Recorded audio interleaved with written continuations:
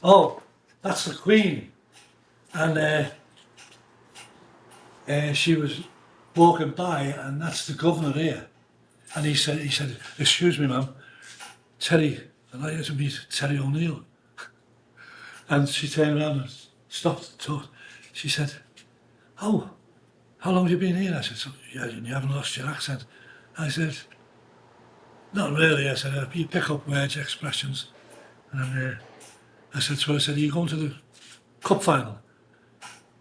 She said, "Oh, I don't go there anymore now." I said, "Can I have his tickets?" He said, "You fuck." And she said, "Oh, you are from Liverpool, aren't you?" I said, "Yeah." I said, "Can I have your tickets?" And he's laughing his head off. He said, "Jesus Christ, Terry," he said, "you're going to get me killed."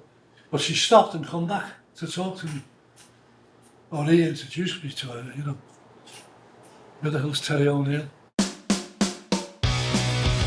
To most, he's just Terry, the patriarch of Penny Lane Pub, an institution in the heart of downtown Richmond, Virginia. But to a few, the ones who truly know him, he's Big Scouse. And of course, when I go to a game, everyone is 5 foot. I've got to walk in the gutter. I've got to, when I'm at the bar, I'm leaning down, you know, instead of standing up. And my mum's saying, "Straighten your shoulders." I said, "If I straighten my shoulders, I look an idiot." Because I'm like this, all over the place. A Liverpool lad, through and through. In a time when the city was written off by the rest of the country, you had to have grit to make it anywhere. You only had 5 options in Liverpool. You went away, you built the ships, you went away in them, you went in the army, and of course went to jail. That was the 5 options you had in my growing up. So I went away to sea, and I had to do 6 years at sea to get out of the army. That's how, you know. And when we had a strike we had a strike, the seaman strike, and how they broke it. They said, "Well, we'll start calling you up for the army," and everyone, and that broke the strike. But I was like, one story which is daft, it's nothing to be proud of, but my dad was chief steward, and he'd be in charge, and he'd tell me, "Lord and Lady so-and-so, put them on table so-and-so," and I'd deliver them, take them to the table. And this one day, this fella comes up and says, "Excuse me, steward, can I have a bottle of Canadian Club and a bottle of hay sent to the room?" And my dad said, "Hey, you've got no chance, boss." He said, "If you were the King of England, I'm busy, you know, I couldn't get to you." And just huffed. And the fella said, "Okay, if he can't get it, no chance of me." And he walks away. And I'm saying, I was just kicking my dad. I said, "Kick." I said, "That was the fucking King of England." But he abdicated, you know. And he said, "What?" I said, because my dad didn't even look at him. My dad said, "I'm up the wall here, pal, you know. I've got a million things to do." He said, "Get this and take it down, and it's on me, tell him." So I went to the door, knocked on the door, and I said, the chief steward says, "Sorry for, you know, inconvenience you, but here's the drinks you wanted, and it's on the house." And he said, "No," he said, "He's right." He said, "We've had a good," I said, "I'm just telling the wife what he said, and we had a good laugh over it." And he said, well, you could get him fired for what he's done, Fella calls me over and he says, hey, you son of a bitch, I'm talking to you. And I said, what did you say? Whack, and I hit him. And my dad said, what are you doing? And my dad, sorry, sir, he said, what's wrong with the kid? He said, well, you did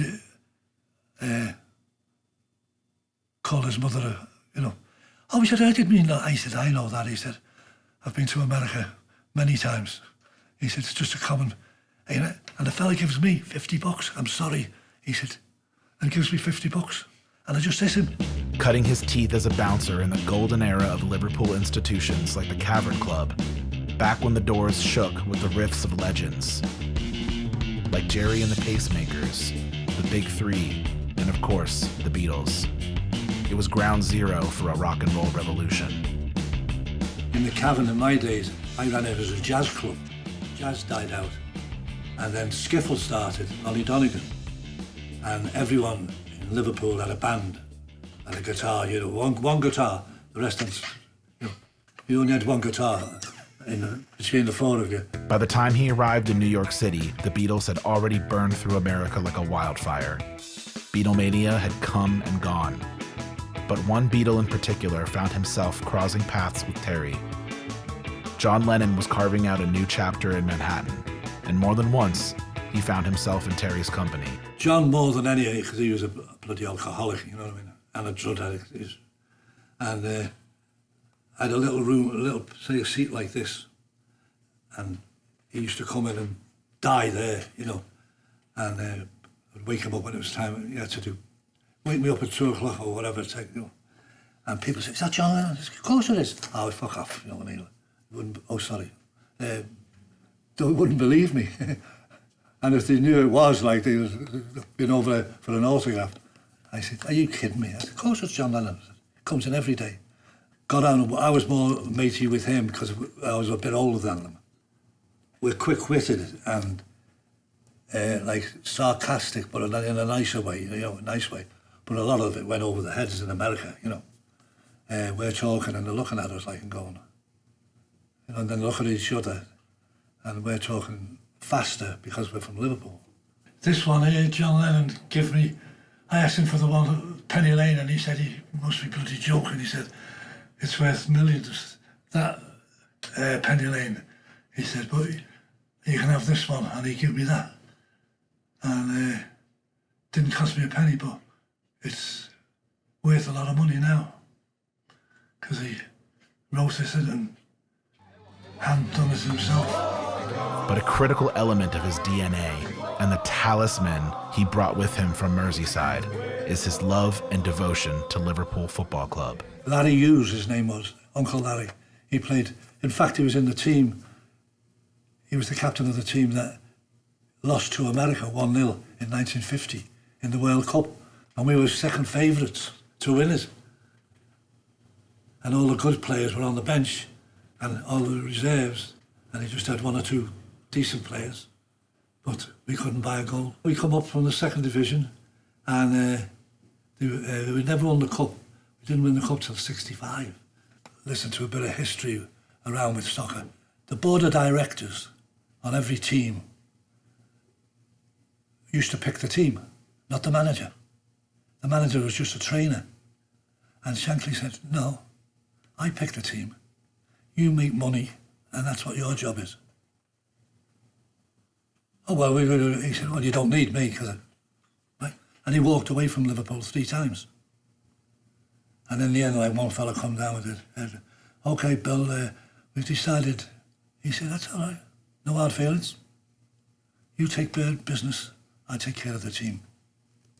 And he bought Rowdy Yates, centre-half, Ian St. John, centre-forward, and the goalie, Tommy Ladders. The flying pig, we called him.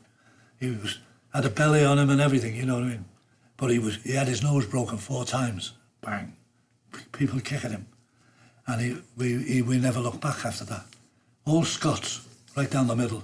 We listened for this shortwave for 5 years.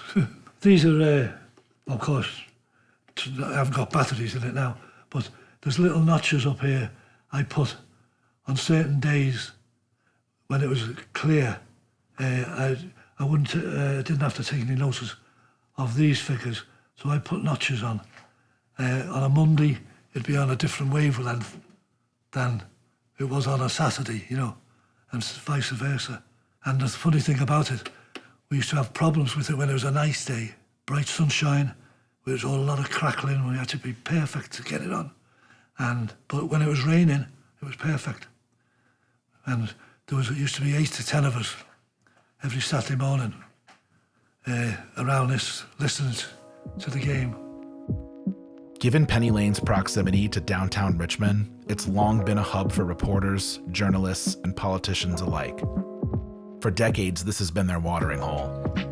A place where, regardless of your party affiliation, you could debrief, commiserate, trade stories, or quietly meet a source.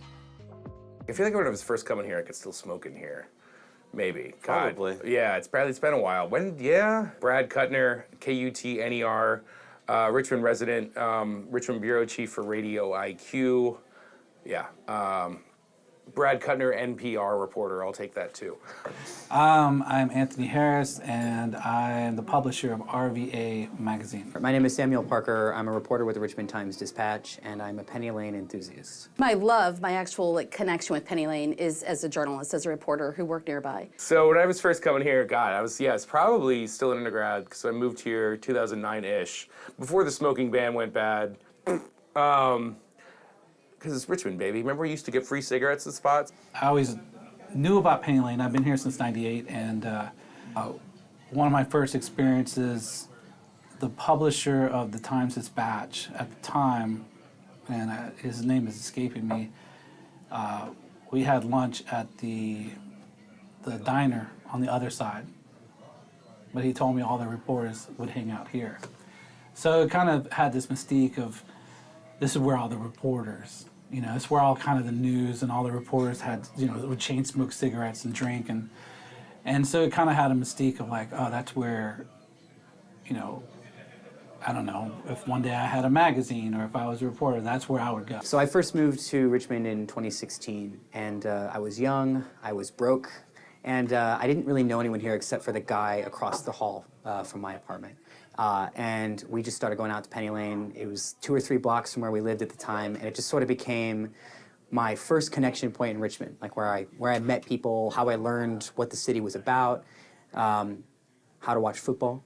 And so it just became sort of a staple in my Richmond experience from like the very first day I was here. My origin story is more as a longtime Richmonder who, I must have been in my 20s, so 3 years ago. I would go down when Penny Lane was on, I think it was on 5th. It was in a different part of Richmond. It was a different building. But it was like a cool bar when I was just over 21. I was legal, which was remarkable for me at the time. But it was just this cool bar in a different part of Richmond I never got to go to with this vibe. And I would go down, I think, initially for like karaoke night and then just hang out with people, drink craft beer, dislike beer to this day. But they had an interesting beer selection, and I was in my 20s, so I tried to drink it. And I just was in love with this vibe and atmosphere that felt so not Richmond, but was exactly Richmond, which I think is such a thing that is just quintessential Penny Lane even to this day, 3 years later. Penny Lane, man. Yeah, what started you coming to Penny? It's always been cheap, centrally located. And I think I might have still, so the big reason that I would ever come here, or I started to come here, was definitely legislative stuff. Like, so the session is here, it's a couple blocks away. Virginia legislative session starts in January, and this has long been a location.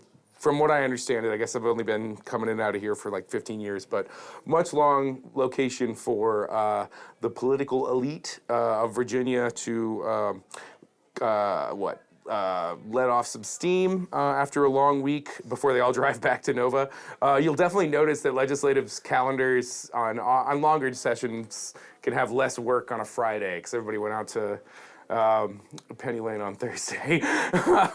So yeah, I mean, you'd always come in here and you'd see folks from both parties, from all experiences, all across the state. This seemed like the spot to be at, undoubtedly because they all had hotels nearby. But no, I mean, drinks are cheap, vibes are good. When they have the General Assembly of course, the Capitol is a few blocks down. Yeah, there's a lot of loose lips hanging out, a lot of reporters trying to get the scoop, and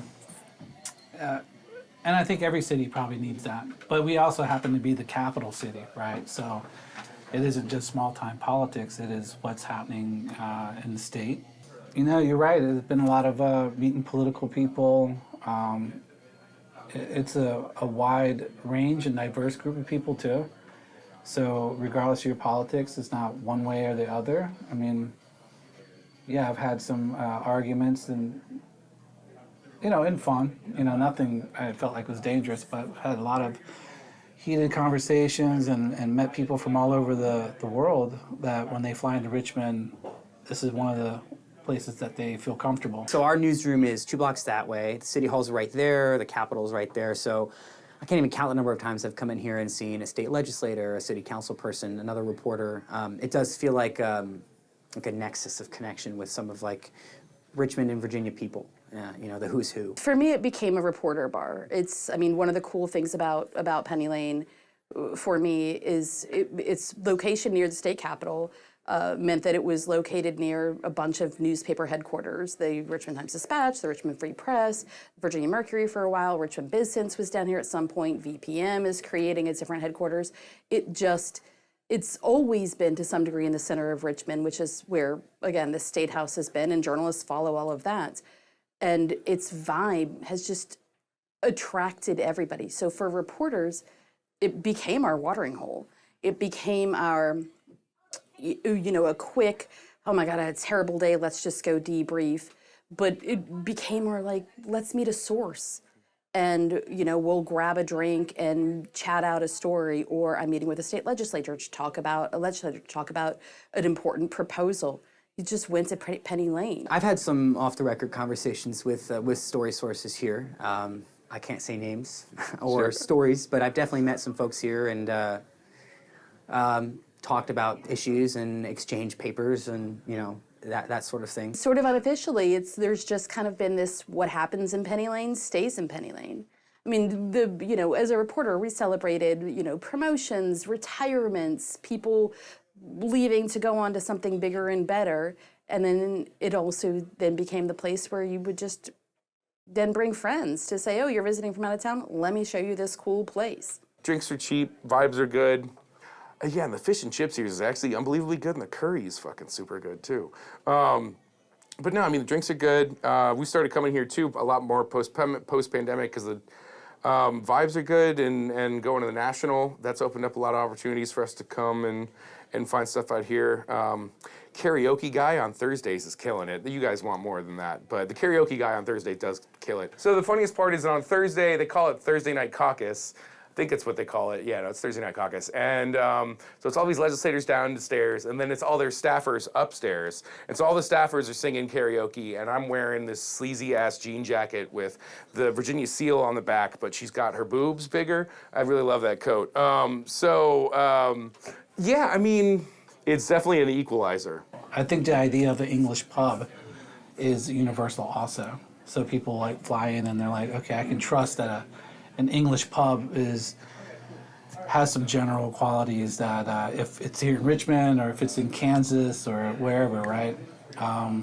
So you meet a lot of travelers, especially with the location being downtown. But yeah, just in general, Penny Lane is a treasure, and I hope it's always here.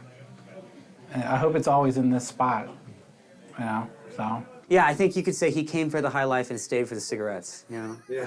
Penny Lane, the bar that has all of Richmond's secrets and too many of mine.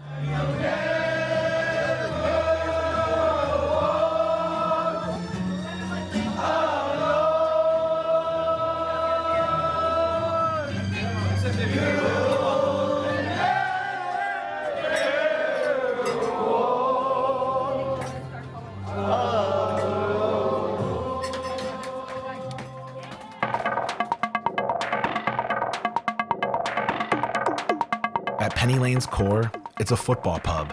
The Liverpool regalia may dominate the walls, but it's always been a place for the Richmond community to rally around their own clubs, with minimal discrimination. The three largest supporters groups here are Liverpool, Chelsea, and Tottenham.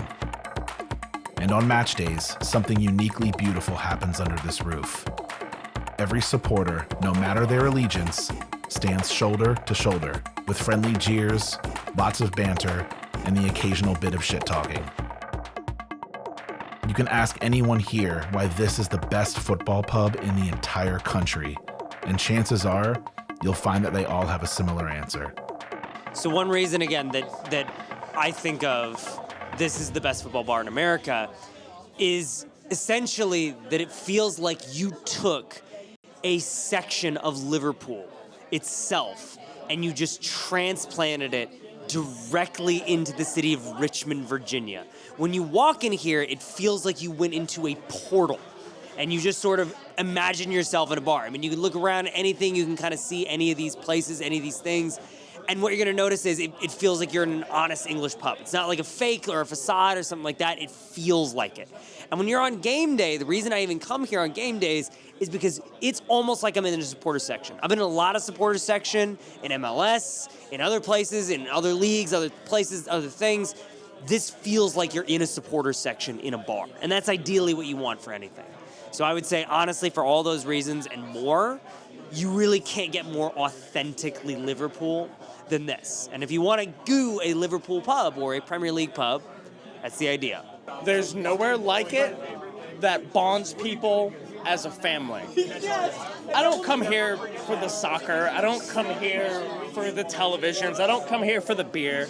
I come here for the bonds that I have formed with the individuals that I have met and loved with the badge. That's the only reason. It's people that matter. It's not drinks, it's not food, it's not footy, it's people. This is, I just got back from Liverpool last weekend, and I have to say this is like, this pub gave me a little taste of what it was actually like to be in the Cop, to be with fans, to be with people who love this team and love football and love the whole atmosphere. You know, I spent the weekend in Liverpool, went to pubs there, and it felt the same. You know, it's like I felt like I didn't feel like I was in Liverpool as much as I was just back at Penny Lane, and I felt like I was a part of the whole big family that was there. And I think it's football, and you know, and we're not just a Liverpool bar. We have other fans here too, and they love it here too. And I think that's what makes it just a fantastic place. And so everybody who's here at this pub is really part of this big family, and we're just a part of that whole experience. And so when we get to actually experience it for real in England, it's outstanding. But it's also kind of like, wow, it feels familiar. It feels like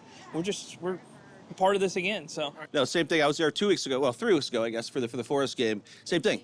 You go there, you learn the history, you feel like a local, even though you're not. I'm from here. Been going to Penny Lane for years. You feel like you're one of them. Go Reds, Big Scouse. Everyone knows them here and there.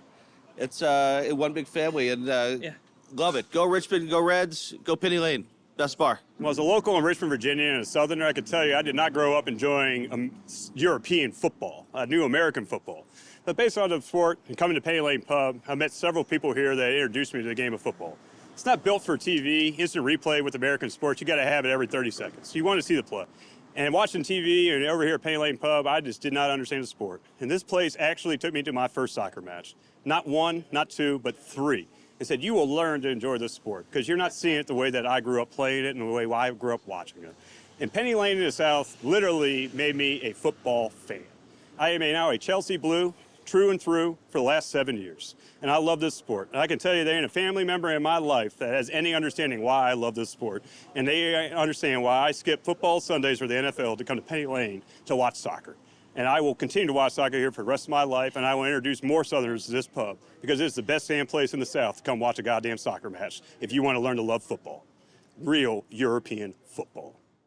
In my opinion, Penny Lane is the best football bar in America because of the passion that's here. Everybody that comes here, regardless of the team, the squad, they have passion. Obviously, it's a Liverpool pub, but the pub welcomes other teams. It welcomes Chelsea, it welcomes Spurs, it welcomes Dortmund. But everybody that comes here, it's about passion. And that's why this is the best football pub in the world. Period. I've been across America. I've been to pubs in the world. This place has passion. I've been to Anfield. It's just a matter of the people that come here are committed to their team and the game. You know, the love of the game. It's evident. Everybody that comes here, it's the love of the game. And we welcome everybody. And everybody that's passionate about the game, we welcome that. And that's why this is the best pub in the world to watch a football game at. I mean, I've been to Liverpool a few times. I'm lucky enough to have been there. I've been to some pubs around there, and outside of being in a pub in England, this is the most English pub that I've been to. The camaraderie, the sing-song, the fans that are here. This place has always embraced football, period. One of my first memories coming here was League Cup Chelsea in 2005, where we lost in extra time. Yeah. And the place was so packed. I mean, this was 2005. We had to sit out here in the front and eat breakfast, which was the only thing on the menu. It said menu. It was like watching My Cousin Vinny breakfast. And of course we lost, and I was here with a Chelsea fan. But just the fact that this place even exists, especially even back then when there was, there aren't many football fans still per capita. So this place is just a gem. It's an amazing spot that has definitely left an indelible mark here, and I hope it stays here forever.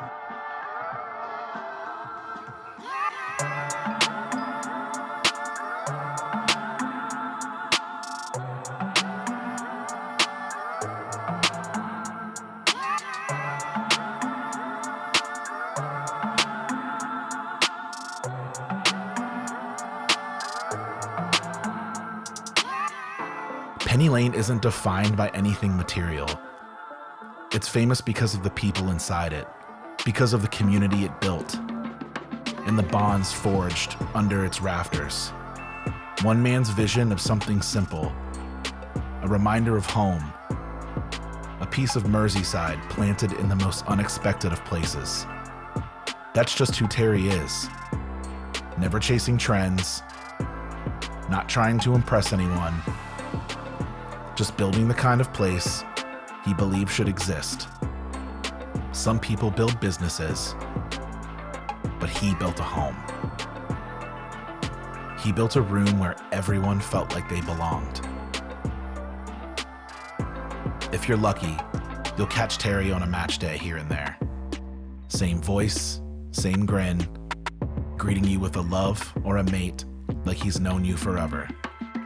So if you find yourself in River City on a match day, or any day, step inside, grab a pint.